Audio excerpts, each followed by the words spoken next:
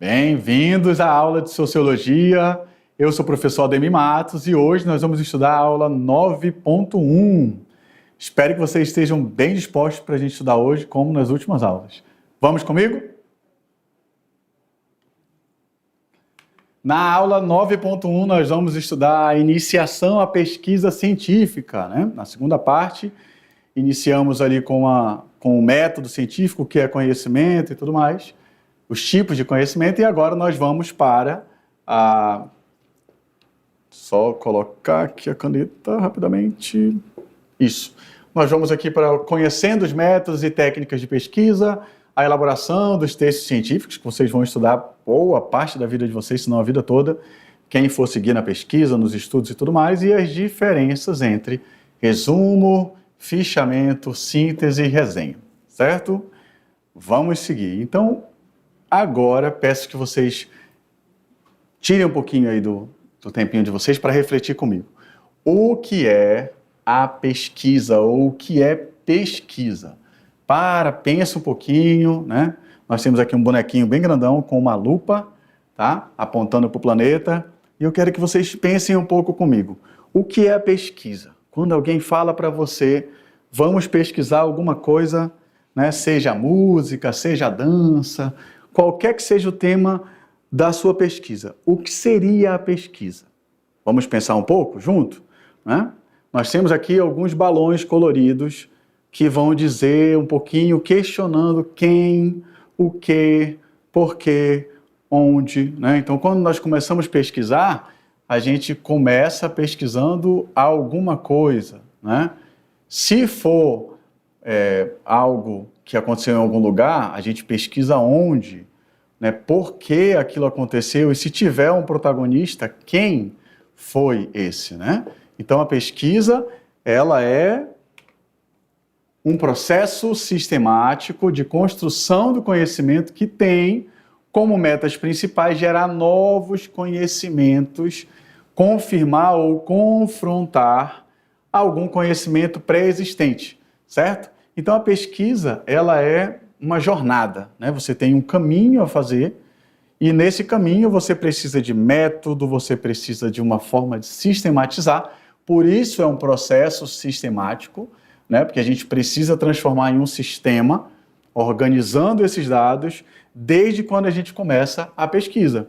E a pesquisa surge com, muitas das vezes, um o quê, né? Um porquê, um onde e assim por diante, tá? Ou até mesmo quem, né? Quem fez tal coisa, por que fez aquilo e assim por diante. E aí nós temos a pesquisa quantitativa e nós temos uma pesquisa qualitativa. Essas duas palavras, quando a gente busca saber, a gente inicialmente vai para o significado da palavra. Então, se a quantitativa vem de quantidade, a qualitativa vem de qualidade, não é? Então, a gente vai qualificar ou quantificar alguma coisa, certo? Na pesquisa quantitativa, é um tipo de pesquisa que prioriza apontar numericamente a frequência e a intensidade dos comportamentos dos indivíduos de um determinado grupo ou população, através de métodos estatísticos. A coleta de dados é estruturada, né, objetiva e não leva em consideração questões subjetivas, ou seja, as questões subjetivas são aquilo que eu penso, não, essa é a minha opinião, eu acho isso, eu acho que não. Você não acha nada, porque essa pesquisa ela é estruturada, objetiva, e eu só preciso de números, né? Quantos são, quantos não são, e é isso. Quando a gente vai para um outro tipo de pesquisa, aí que a gente vai ter essas questões subjetivas, certo? Qual a importância da pesquisa científica, na opinião de vocês? Né? Então, pensem um pouquinho, por que nós precisamos da pesquisa, e especificamente a pesquisa científica? Nós estudamos lá na aula passada, na aula 8.1, 8.2, o que era o conhecimento científico, né? Então, agora nós temos a pesquisa científica. O que seria essa pesquisa e qual é a importância dela?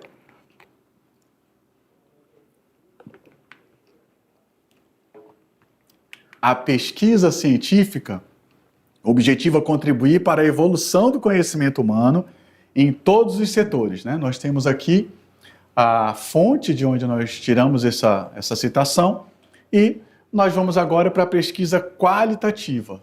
Essa pesquisa está mais relacionada no levantamento de dados sobre as motivações de um grupo em compreender e interpretar determinados comportamentos, a opinião e as expectativas dos indivíduos de uma população. Então aqui, quando a gente pede a opinião, aí sim nós vamos precisar daquela subjetividade que lá atrás, na quantitativa, a gente não precisava. Porque aqui a gente está qualificando. É exploratória essa pesquisa, né? Qual é a qualitativa? Portanto, não tem o intuito de obter números como resultados. Recursos mais usados na pesquisa qualitativa são as entrevistas semi-estruturadas em profundidade, observação em campo, observação participante, etc. Né? Aqui nós temos muitos TCCs, trabalho de conclusão de curso, que fazem esse tipo de pesquisa também, tá?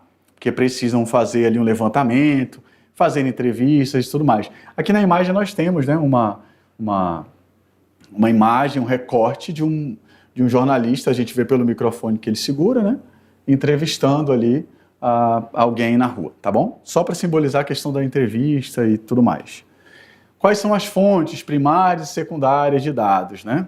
Nós temos aqui algumas imagens e vocês podem tentar respondê-las enquanto eu espero um pouquinho para ver o que vocês vão pensar aí com o meu poder de telecinese aqui, ler a mente de vocês. É brincadeira, não tem como, mas nós podemos fazer o quê? Podemos dizer o que cada uma dessas imagens simbolizam. Aqui nós temos uma biblioteca abarrotada de livros, né? Com o chão bem gasto, isso quer dizer que as pessoas entram muito aí. Aqui nós temos um laboratório de pesquisas, né? Provavelmente de química e assim por diante. Aqui nós temos uma espécie de luneta, um mirante, né? Ou um telescópio, né? Para poder olhar os astros e assim por diante. E aqui o que quase ninguém usa, que seria um navegador de buscas com a página do Google aberta. São várias fontes de pesquisas e a gente vai agora primeiro trabalhar o que são as pesquisas ou as fontes de pesquisas primárias. Constitui fonte primária os documentos adquiridos pelo próprio autor da pesquisa. Esses documentos podem ser encontrados em arquivos públicos, particulares e anuários estatísticos. São ainda consideradas fontes primárias fotografias, né, gravações de entrevistas, de programas radiofônicos, porque lá no passado a gente teve muito rádio, ainda temos hoje, e esses programas ficam gravados, né, tem os jornais impressos também, ou aqui, ó, provenientes da televisão também, desenhos, pinturas, músicas e objetos de arte que compõem todo esse universo artístico, tá? O que é a fonte secundária, né? Que a gente vê aqui, ó, quais são as fontes secundárias de dados. A fonte secundária é um documento, uma imagem, uma gravação que discute ou relaciona a informação já apresentada em outros lugares. A fonte secundária é o resultado das discussões realizadas no material da fonte primária. Então você conseguiu uma fonte, a partir daquela fonte você discutiu, debateu, teve uma reunião, um seminário, seja o que foi, conseguiu novas fontes, novos materiais a partir daquele material primário.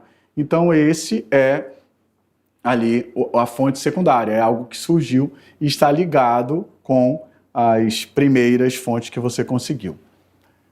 Vamos agora para a elaboração de textos científicos, né? Como funciona isso daí, ou o que são? Resumo, a gente já ouviu falar tanto de resumo, né? E se vocês, que é o que a gente espera, continuarem os estudos e forem para a faculdade, vocês vão precisar muito desses métodos que nós estamos colocando aqui nessa aula sobre a questão do estudo científico e da pesquisa científica, certo? O resumo ele pode ser considerado como uma leitura inteligente do texto que se pretende entender ou explorar resumidamente. A leitura inicial é uma forma de reconhecimento do texto. E o leitor, né, ele vai sentir as primeiras impressões, né? Então, assim, o que a gente pode falar? Hoje, com a questão da inteligência artificial, ficou muito fácil a gente obter resumos sem ter nenhum tipo de esforço, né? Você pode só fazer um recorte de uma imagem com o texto, colocar ali no campo de bate-papo do ChatGPT ou qualquer outro meio de inteligência artificial que você utilizar e pedir um resumo e ele vai te dar. qual é o equilíbrio e o meio termo que você tem que ter em relação a isso? De que aquele resumo não foi produzido por você, e sim por uma inteligência artificial, né? Por uma série de algoritmos. Então, se você não perpassou um texto para poder fazer aquela síntese, você não passa por um processo que nós chamamos de capacidade de síntese.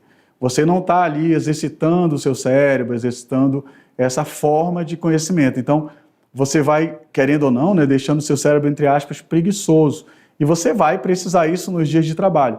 Então, a gente tem que aprender a utilizar esses meios que nós temos hoje, né, como a inteligência artificial. Você faz ali o seu resumo, depois você pode pedir para ele aprimorar, para verificar se tem erro de ortografia e assim por diante, certo? Vamos continuar nos slides comigo, por favor. Então, o resumo, né, o que são também, ainda continuando aqui com outro conceito, eles são documentos que abreviam, né, diminuem, sistematizam de uma forma resumida, claro, a palavra já é a resposta, né, a informação de um outro conteúdo. Trata-se de retirar dados anexos e guardar somente o mais importante. Se você tem dúvida sobre comprar um livro, né, você pode pegar o ChatGPT na própria livraria ali e escrever o nome do livro e falar, olha, você poderia dizer o que trata nesse livro brevemente, porque eu estou fazendo uma pesquisa e preciso saber se esse livro tem a ver com o que eu quero estudar. E aí ele rapidamente vai resumir, semelhante ao que você vê lá atrás do livro, que é uma espécie de sinopse, a maioria dos livros tem, tá bom? Então aprendam a usar as tecnologias para não ficarem escravos delas, né? Porque uma hora sem energia elétrica vocês ficam completamente ilhados. Aqui o que deve conter no resumo, né? O resumo deve conter um título, certo? Um corpo de texto e uma referência. Se a gente fosse desenhar isso aqui como você vê lá no Word, o título fica aqui, o corpo do texto vai estar aqui, separado em parágrafos, né? E lá embaixo, se for na mesma folha, a referência de onde você pesquisou. Simples assim. Claro que se você for na internet, nos manuais, vai ter toda uma forma de fazer isso e, normalmente, quando a gente envia um trabalho, uma pesquisa para vocês, tem um modelo de como deve ser feito. Aqui é só um exemplo, tá bom? O que é o título? Vamos lá. O original do autor, da obra, né, que você está pesquisando. Quando só se usa um texto, para 2 ou mais textos pode-se criar um título também. O corpo do texto é o desenvolvimento, que eu citava aqui para vocês. E a referência é de onde você partiu de um texto, logo ele será uma referência, consultar as novas da ABNT, se é um livro, se é uma revista, se é um filme, e assim por diante. Vocês podem ver que no final de toda a nossa aula aqui, tem as referências do que nós pesquisamos, o que foi que nós colocamos, e assim por diante, tá bom? O fichamento, né, o nome já diz, ele vem de quê?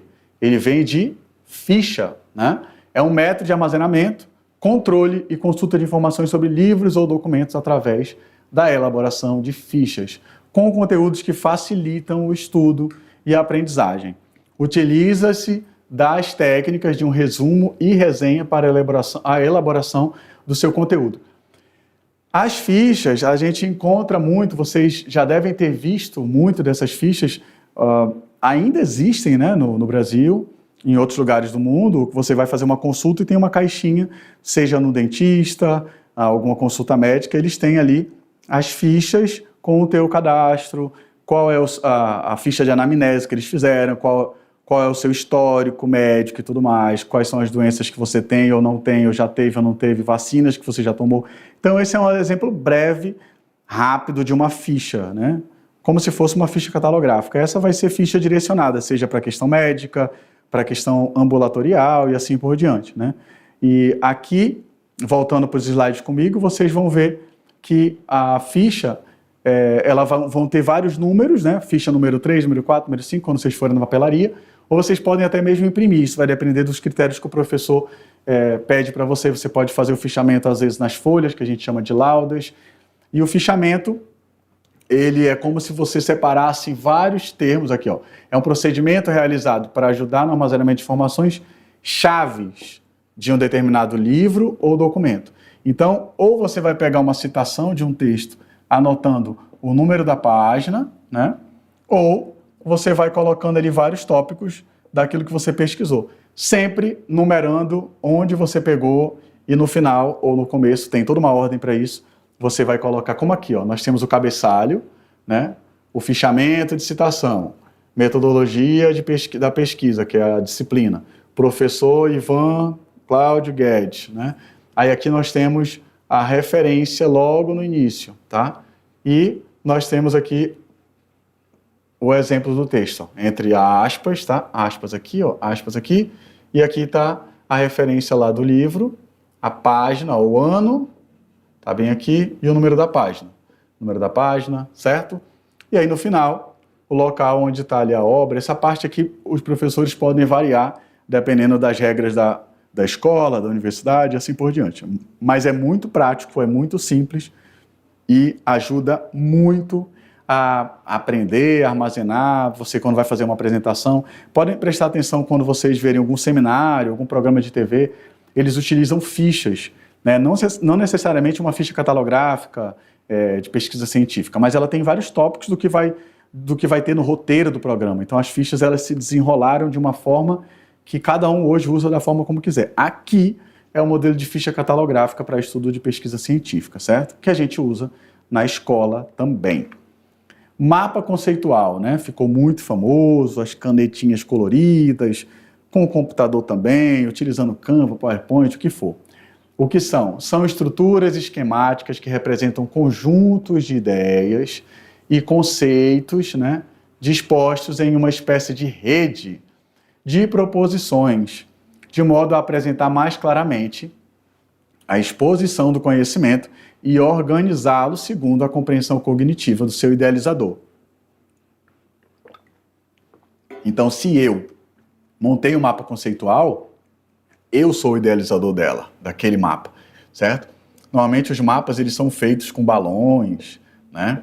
E aí tem várias ligações, eu vou dizer o que isso daqui significa, se ele vem para cá, e eu vou colocando várias coisinhas aqui e vou separando por cores, e é um mapa, né? O nome já diz, ele é um mapa, olha aqui. São representações gráficas, né? Esse aqui ainda está bem simples, nós temos outros bem coloridos, letras mais negritadas, outras bem caligrafadas e tudo mais. Eles são representações gráficas que indicam relações entre palavras e conceitos, desde aqueles mais abrangentes até os menos inclusivos, né? Então aqui nós temos a referência da InfoEscola, tá? E aqui nós temos o conhecimento significativo, né? O que ele requer? Ele requer estrutura de conhecimento relevante, bem organizada, desempenho emocional, e aí aqui, ó, um contínuo, né? Que eu acho que ele disse aqui seja latim, aprendizado mecânico, resulta de, né? Então cada um, esse é um exemplo, então cada um vai fazer a forma que achar melhor. Vale ressaltar que você não vai fazer um mapa desse que você não entenda depois. Ah, o meu amigo fez um mapa mental, ou ele pegou da internet e tinha umas palavras bonitas lá em latim ou em inglês, gostei muito do dele, eu vou copiar o dele. Não entendeu nada. Então, para que você pegou, né?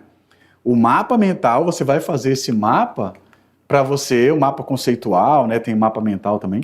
Você vai fazer para melhorar o teu estudo, para você gravar, para aprender. Se você copiou de alguém e não aprendeu, se você não achou, só pegou para entregar ou para fazer porque era uma atividade, você não aprendeu nada. Então, tome cuidado com isso. Não adianta você aparecer uma coisa se o objetivo é estudar e aprender, tá bom? E não menos importante, eu acho que é o mais importante daqui, acho que é a resenha, porque é uma das que mais se reclama na faculdade. Então, como vocês estão no primeiro ano, ou no segundo, ou no terceiro, mas essa aula é do primeiro, vocês vão utilizar muito a resenha, né? E ela é um bicho-papão para algumas pessoas. A resenha não é um resumo, as pessoas confundem, tá? O professor de português pode ajudar, porque se trabalha resenha, resumo também em língua portuguesa, né? A resenha é a elaboração de um texto a partir de um livro ou documento, que pode ser um filme também, em que pode ser realizada uma comparação de seu assunto ou uma avaliação crítica. Eu acho que isso aqui é o mais importante. É uma avaliação crítica, então é isso que diverge do resumo. Lá no resumo, vou voltar bem rapidinho aqui para vocês, ó. O resumo, ele vai abreviar a informação mais importante de um texto, ou de um livro, ou de uma obra, né? Aqui não, aqui nós temos uma avaliação, quase como um resumo crítico, se a gente pode dizer isso, tá? A resenha é produzida para mostrar a opinião, né, crítica do autor sobre os livros e os documentos já lidos. Além disso, ajuda a guiar o leitor sobre determinado assunto, assim como o arquivamento para posterior consulta. Desenvolve a prática da leitura e escrita de forma plena e com certa liberdade. Então, aquele aquilo que o pessoal costuma dizer, né? Ah, a resenha hoje foi boa, por causa disso, por causa daquilo. Não tem, às vezes não tem tanto a ver com a resenha, literalmente, né? Porque a resenha, ela tem essa crítica, né? Ela tem essa... nem sempre quando a gente está conversando com o pessoal, que a gente fala, ah, a resenha foi boa, nem sempre tem uma crítica, né? Antes não se usava essa expressão, hoje se usa bastante. E a resenha não, quando você pega a resenha de alguém na internet sobre alguma coisa, às vezes tem resenhas tão bem feitas que você acaba aprendendo muito a partir delas. Por quê? Porque ela vai desenvolver aqui, ó, a tua leitura e a tua escrita de forma plena, certo? Então, vamos dar uma revisada bem rápido para a gente poder finalizar a partir dos primeiros conceitos, tá? O que é a pesquisa? É um processo sistemático de construção do conhecimento que tem como metas principais gerar novos conhecimentos, seja confirmando ou confrontando aquilo que já existe, certo? As pesquisas podem ser quantitativas ou qualitativas, certo? A gente pode tanto ir atrás de questão numérica, né, que são quantidades, né, e a intensidade desses comportamentos, ou enfim, se for ali dos indivíduos, se for dos animais, não interessa. Ela é estruturada e ela não leva em consideração questões subjetivas, tá? Qual a importância da pesquisa? A pesquisa científica objetiva contribuir para a evolução do conhecimento humano em todos os setores. É quase impossível você encontrar alguma coisa na nossa sociedade que não venha de um fruto de pesquisa, tá? A qualitativa está mais relacionada com o levantamento de dados sobre as motivações de um grupo, em compreender, interceptar, né, ali os comportamentos e as expectativas da opinião dos indivíduos e do povo, tá? Ela pode ser o quê? Ela pode ter intuito, ela não tem necessariamente aqui, ó, o intuito de obter números, como na quantitativa, né? Ela utiliza mais recursos como entrevistas, né? A observação de campo, participação ali com observação de participantes, como a gente vê essa entrevista aqui, né? Todo mundo quer falar na hora do microfone, às vezes tem gente que não quer falar e assim por diante. Depois nós estudamos a questão das fontes primárias e as secundárias de dados, né? Nós iniciamos a pesquisa nas fontes primárias, que podem ser fotografias, programas telefônicos, radiofônicos, hoje programas até mesmo pela internet, né? Porque nós temos internet com bastante coisa, ó. Temos só 25 anos que esse material foi produzido, então já tem coisa bem atualizada, pinturas, obras e assim por diante. E a fonte secundária, ela pode ser um documento, uma imagem, uma gravação, né? Que discute algo relacionado com aquela pesquisa inicialmente, né? A fonte secundária é resultado das discussões realizadas no material da fonte primária. Então, se eu peguei uma foto e vou discutir a foto de um caso, né? Tudo que a gente desenvolver e apresentar a partir daquilo ali e gerar uma fonte ou alguma ligação, isso vai ser uma fonte secundária, porque a gente trata em cima de algo primário, que foi o quê? A foto. Mesmo poderia ser com um programa de rádio e assim por diante, tá? Filmes também podem ser fonte de pesquisa, dependendo do que você está pesquisando. E aqui nós viemos para a questão das elaborações dos textos científicos com resumo, né, que ele visa o quê? Ele visa uma leitura inteligente para que você possa ter umas primeiras impressões e resumir, reduzir, abreviar as informações, né, sobre um determinado conteúdo, tá? Trata-se de retirar os dados anexos e guardar somente os mais importantes. Tudo aquilo que não for importante para se guardar, a gente tira, tá? A gente foca no que é principal. Teve uma reunião, ou você vai ver um filme, o colega fala assim, e aí, o filme foi bom? Aí você fala assim, ah, foi mais ou menos. Resumo para mim. Ah, o cara faz isso, corre lá, leva 2 tiros, né? Ao final a gente já imaginava como seria. Né? Na época que não tinha spoiler, né, a gente não dava o clímax, que na redação a gente chama de clímax, e aí a pessoa resumiu para você o que aconteceu. Ah, beleza, acho que eu vou ver. Ou, o que aconteceu na reunião lá? Resumo para mim. Não, era só sobre o levantamento das datas, isso, aquilo, outro, papá, você passa para outra pessoa, né? E aí, resumiu. Então, se você pega a partir dessa experiência cotidiana, você desenvolve bem o texto, porque você sabe, em teoria, como é que funciona o resumo. O fichamento já é um método de armazenamento, né? Onde tem uma regrinha para você trabalhar, né, ali, que você pode tanto fichar um livro, um documento, filmes e assim por diante, tá? Aqui nós temos uma imagem que simboliza, tem uma representação de um modelo de fichamento. como deve ser feito ou como pode ser feito esse fichamento. Você segue uma norma, né, dependendo da escola, da universidade e tudo mais, e aí você vai colocando os conteúdos e a página que você está fazendo, certo?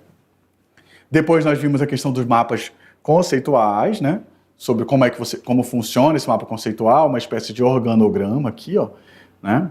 E você pode usar mais cores, isso aqui está bem simples mesmo, tá? Desde que você consiga lembrar depois daquilo que você colocou ali na tela, né, ou no papel, porque você pode fazer isso no computador, você pode fazer no PowerPoint e assim por diante, certo? E por último, não menos importante, a resenha, que é ali uma avaliação crítica, né, ou uma espécie de comparação do assunto que você está estudando, que pode ser de um livro, de um filme, de uma revista. Quando a gente fala revista, gente, não é só o gibi não, tá? Existem revistas científicas, com vários artigos científicos, com vários textos e assim por diante. Então, quando vocês chegarem ali na faculdade, ou quem já está ali fazendo a pesquisa, né, iniciação científica na escola e tudo mais, vocês vão ver algumas revistas que são passíveis de ser fichada, resenhada e assim por diante, até mesmo resumidas. A resenha aqui, ela, né, é produzida para mostrar a opinião crítica do autor sobre tudo mais. Nós temos várias formas de trabalhar isso daí, tá? E acredito que dentro disso aí a gente consegue sistematizar, temos as referências da aula, tá bom? Agradeço a vocês a participação, peço que pesquisem, né? Pesquisem, continuem pesquisando, estudem, anotem tudo aquilo que vocês sentirem dúvida para depois mandarem para a gente e a gente continuar. Vejo vocês na próxima aula. Até lá!